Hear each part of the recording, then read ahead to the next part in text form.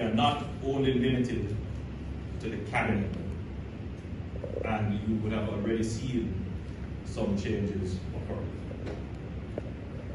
Against this backdrop, you would have been informed of Minister Clark's promotion to serve internationally in the IMF.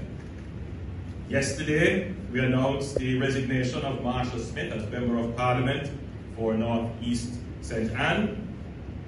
Minister Matthew Samuda will replace Marsha in North East St. Anne as the party's candidate.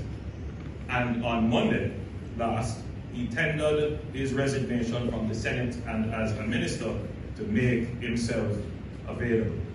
And at a later stage, I will announce a new appointment for Marsha, who has excellent skills and experience in industrial relations matters. Today, I am announcing that a by-election will be held in the constituency of North East St. Anne.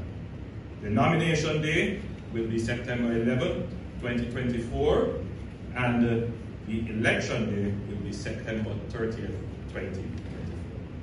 Thank you.